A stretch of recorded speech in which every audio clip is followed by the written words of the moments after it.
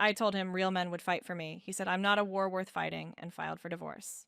Can you believe that after everything I've done for him, all the emotional labor, all the times I tried to help him become a better person, and this is how he repays me?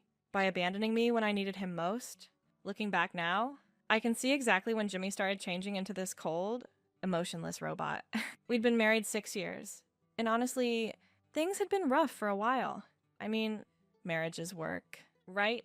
Everyone says that, and I was doing the work. I was the one trying to communicate, trying to get him to open up, trying to make our relationship better. But Jimmy, he just shut down more and more. The man I married used to have passion. He used to care about things, get fired up about stuff. Sure, his job as some kind of safety inspector for fireworks displays was weird, but at least he used to talk about it.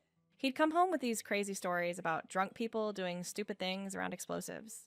And we'd laugh together. I used to make him banana bread just because, back when I thought small gestures mattered to him. Back when I thought he noticed anything I did. But somewhere along the way, Jimmy became this hollow shell of a person. He'd come home from work and just exist, like he was going through the motions of being a husband without actually being present.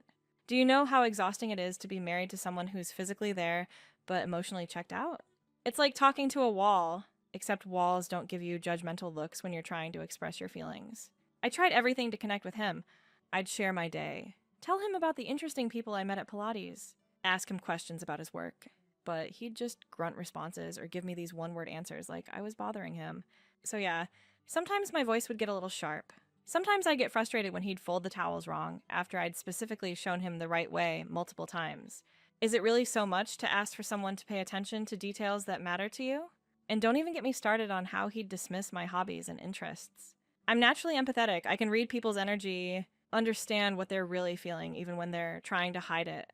It's a gift. Honestly, but Jimmy would roll his eyes whenever I'd try to explain someone's behavior or help him understand the emotional subtext of situations. He'd act like I was being dramatic when I was just being insightful. The worst part was how he'd just sit there with this blank expression when I was trying to have important conversations about our relationship. I'd be pouring my heart out, explaining how his behavior was affecting me, how we could improve things. And he'd stare at me like I was speaking a foreign language. Sometimes I'd have to raise my voice just to get any kind of reaction out of him, at least when I got emotional. I knew he was actually listening instead of mentally checking out. Then he started this whole weird phase with ancient philosophy books like Marcus Aurelius, this Epictetus, that suddenly he's walking around the house like some enlightened monk, speaking in these measured tones and giving me these infuriating non-responses to everything. When I'd try to discuss a problem, he'd say things like, I see where you're coming from, without actually engaging with what I was saying.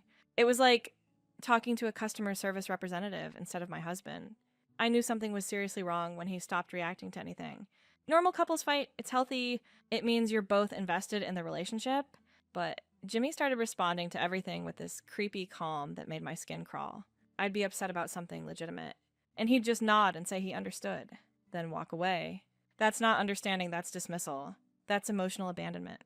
The philosophy thing was clearly his way of avoiding dealing with our real problems, instead of working on himself or our marriage. He was hiding behind these dead Roman guys and their outdated ideas about emotions. He started journaling, which would have been great if he was actually processing his feelings. But I could tell he was just using it to further detach from me. He'd write in that stupid notebook every morning like he was documenting evidence or something. I started feeling like I was married to a stranger. This man who used to laugh at my jokes, who used to get excited about things, who used to show actual human emotions, had turned into this robotic version of himself. And when I'd try to point this out, he'd use his therapy speak on me. I hear you. He'd say, or that must be frustrating for you. Like I was some patient he was managing instead of his wife. Meanwhile, I was drowning. I felt so alone in my own marriage. Here I was, trying to save our relationship, trying to get him to engage with me on any meaningful level. And he was more interested in his ancient books than in his living. Breathing wife who was right in front of him, I started spending more time at Pilates because at least there, people actually listened when I spoke. People appreciated my insights and my energy. That's where I met Colin. And before you judge me, you need to understand what my life had become. I was living with someone who treated me like a roommate at best, an annoyance at worst. Colin was everything Jimmy wasn't: passionate, emotionally available, present. When I talked, he actually listened when I shared my thoughts. He didn't dismiss them or try to manage me with some philosophical bullshit. Colin saw me, really saw me. He appreciated my depth, my emotional intelligence, my ability to connect with people. He didn't make me feel crazy for having feelings or wanting my partner to actually participate in our relationship. With Colin, I remembered what it felt like to be valued, to be desired, to be treated like I mattered.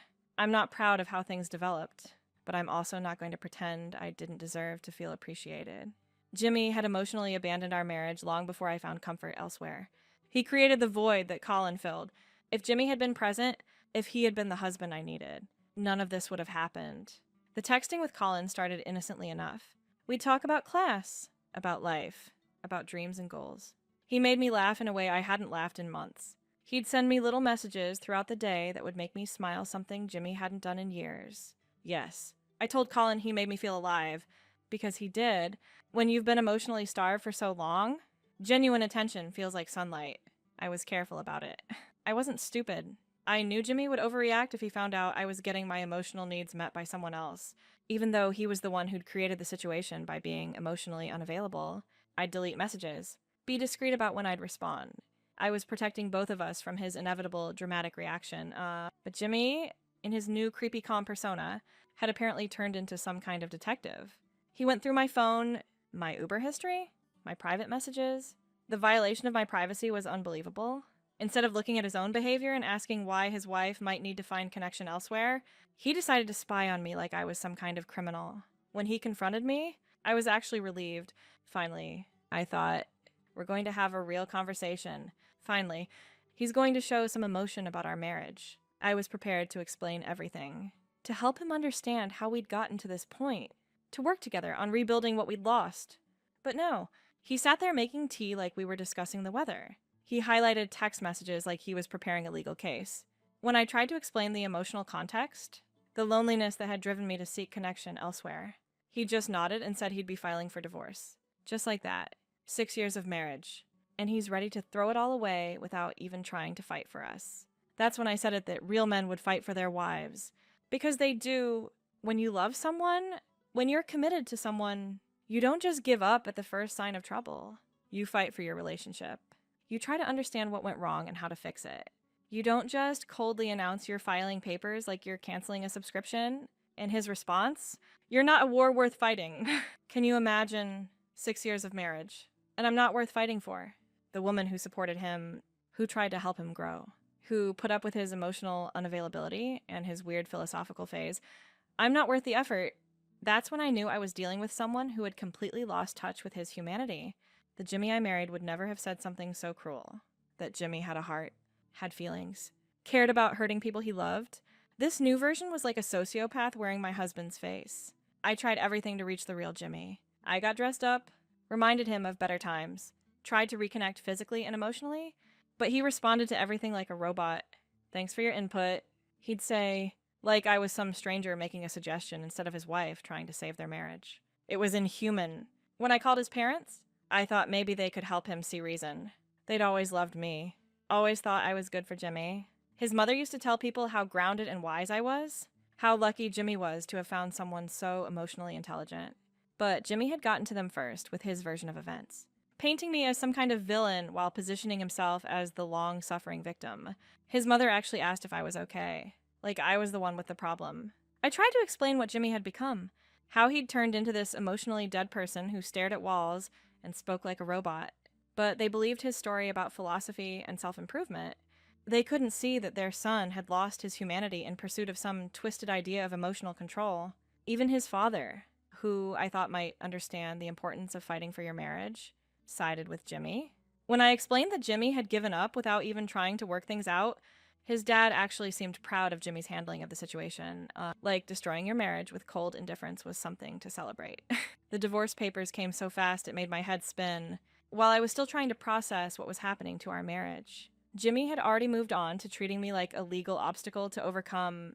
No counseling. No real conversation about what had gone wrong. No attempt to understand each other's perspectives. Just papers and lawyers and the complete dismantling of our life together. Meanwhile, Colin was dealing with his own drama. Apparently, the Pilates studio had some ridiculous policy about instructors and clients, and he got fired for ethical concerns. Like, two adults connecting on a deep level is somehow unethical, The whole thing was blown out of proportion by people who couldn't understand that real connection doesn't follow arbitrary rules. Colin tried to explain that he wasn't ready for the intensity of our situation, which I understood. Going from private messages to potentially being part of a divorce was a lot to handle. I didn't blame him for needing space to process everything. But the timing was terrible. Losing my marriage and my closest friend in the same period was devastating. I posted some photos during this time, just trying to remind myself that I was still a whole person outside of my failed marriage. The captions were about healing and growth, because that's what I was trying to do. But people love to judge a woman who's going through a difficult time. If you show any sign of moving forward, you're attention-seeking. If you stay hidden, you're pathetic. You can't win. Jimmy, meanwhile, seemed to be thriving on the destruction of our marriage. Mutual friends said he was working out, meal prepping, acting like divorcing his wife was the best thing that ever happened to him. The man who'd been emotionally dead for months suddenly had energy for everything except trying to save his marriage. It was like he'd been waiting for an excuse to abandon our relationship. And I'd finally given him one. His whole family bought into his narrative about finding peace and inner strength. His dad actually laughed when Jimmy told him I'd accused him of being in a cult. Like my legitimate concerns about his personality change were some kind of joke. They couldn't see that their son had traded his humanity for this fake sense of superiority. I tried dating again after a few months. Because you have to move forward. I met a therapist, an actual licensed therapist, not some life coach, and thought maybe he'd understand the complexity of what I'd been through. Someone with training in human psychology would surely see that Jimmy's behavior had been emotionally abusive, that his cold detachment had created the problems in our marriage. But even he couldn't handle the reality of what I'd experienced. After 3 months of dating, he said I needed to reflect on how I process criticism. Like I was the problem. Like wanting your partner to show basic human emotion and fight for your relationship was somehow unreasonable. He broke up with me in this condescending way, like he was doing me a favor by pointing out my supposed flaws. I made a TikTok about it because honestly, the whole experience was surreal. Here was someone whose job was literally to help people work through relationship issues. And he couldn't handle dating someone who'd been through actual relationship trauma. I was processing my experience, trying to heal, and he wanted me to pretend everything was fine and never talk about what had happened to me. Or months after the divorce was final, I sent Jimmy one text. Just one. I said he'd never given me closure. Because he destroyed our marriage without any real explanation, without any attempt to work things out, without any acknowledgement of his role in creating our problems. All I got was his cold announcement and legal papers. He didn't even respond. Left me on red like I was some random person instead of someone he'd shared 6 years of his life with. That's the level of cruelty I was dealing with a man who couldn't even be bothered to acknowledge his ex-wife's need for basic human decency. People keep asking me if I regret anything, if I've learned from this experience, if I can see Jimmy's perspective now. But honestly, I regret wasting 6 years trying to save a marriage with someone who was incapable of real emotional connection. I regret not seeing sooner that Jimmy had fundamental problems with intimacy and vulnerability that no amount of love or patience on my part could fix. Jimmy turned our marriage into a war by emotionally abandoning me, and then acted like I was the aggressor when I tried to fight for us. He created the problems, forced me to seek connection elsewhere, then used my completely understandable response as justification for his predetermined decision to give up on our relationship. I'm not the villain in this story, no matter how Jimmy and his family want to paint it. I'm someone who tried everything to save a marriage with a man who'd already checked out. I'm someone who sought emotional connection when it was denied at home. I'm someone who begged her husband to fight for their relationship instead of just walking away. Jimmy can have his philosophy books and his fake peace. He can pretend that destroying a marriage makes him enlightened, but I know the truth. He was a coward who ran away from the hard work of actually being married. Real men fight for their wives. Real men try to understand and grow and work through problems together. I deserve better than what Jimmy gave me. I deserved a husband who saw me as worth fighting for, who valued our relationship enough to try saving it, who cared more about his wife's feelings than about maintaining his precious emotional detachment. And someday, I'll find someone who understands that love requires effort, vulnerability, and the willingness to fight for each other when things get difficult. Jimmy made himself fireproof, but he also made himself incapable of real love. That's not strength, that's emotional cowardice. And I refuse to let him or anyone else make me feel guilty for expecting more from my marriage than cold indifference and philosophical platitudes. The real tragedy is that Jimmy will probably never understand what he lost. He'll go through life thinking he handled our divorce with wisdom and maturity, never realizing that he threw away a woman who loved him enough to fight for their relationship, even when he wouldn't fight for her. His loss. Honestly, I know my worth, and I know I deserve better than what he gave me.